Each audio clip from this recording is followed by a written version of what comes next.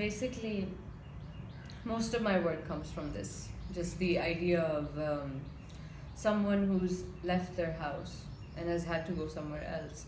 But then it's not just about leaving the house, it's about leaving the land that the house stands on. The loss of a homeland is something that has always been really close to my heart. And mainly because, of course, I'm a daughter of a migrant. That's just very different from just, getting to know things otherwise. Um, we've all grown up, with a narrative of knowing that there's been partitions and there's been wars and people have had to move.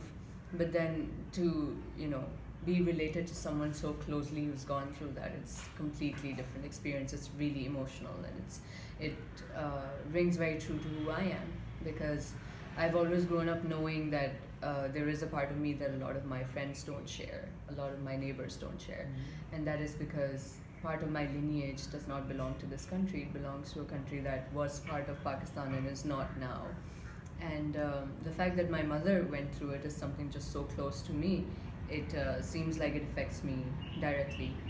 The fact that she has had to, be somewhere else, and that she left her homeland to come to a place that she's never been before, and then to be called Pakistani after that, because where she belongs from doesn't exist. East Pakistan doesn't exist now. It's called Bangladesh, and these are the people that you usually call who are in no man's land, because they don't belong to either. And when she did actually migrate, I think that is what she would have been, in no man's land, because Pakistan didn't own her and Bangladesh didn't own her. She was just in the middle trying to find a place to belong. And that's kind of always been the subject of my work, and specifically my print. The print I did for Hinterland was sort of twice-fold, because it was also to commemorate her memory.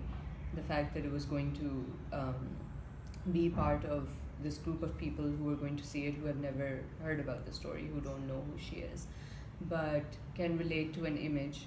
And it's also really close to my heart because it's one of the last photographs I did, the last time I photographed her. It's twice-fold because now that I've lost her, it's just so much more important to me that I make her image over and over to remember her the way she is.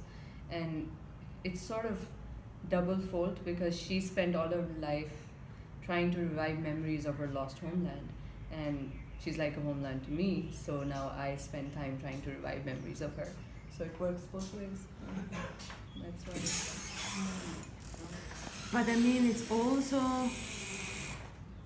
in one of your older paintings or prints, you said that you were caressing her and at the same time doing the skin.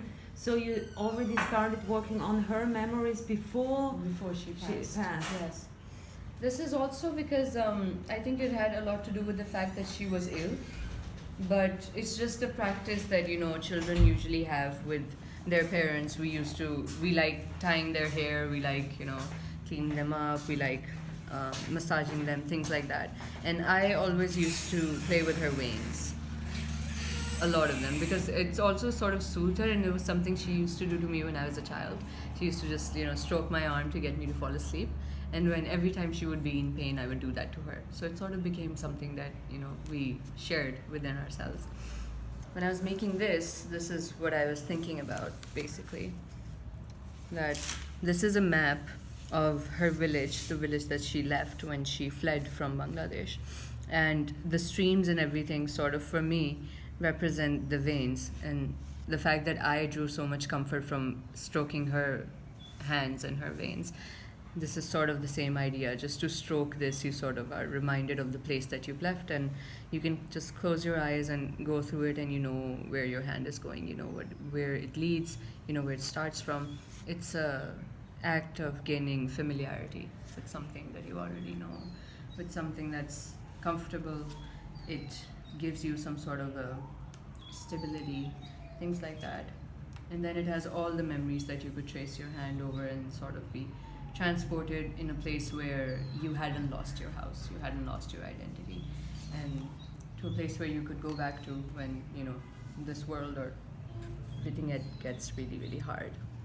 So all of it has those memories in it, and it's all in white because at the end of the day, it's still memories. You cannot go back to it. You cannot change it. And I think after working with this motif for a really really long time, this has sort of become the center of my work. Having to work with bamboo shoots and with just lotus flowers and things that I remember my mother recalling, things that gave her comfort, and now in return they give me comfort as well.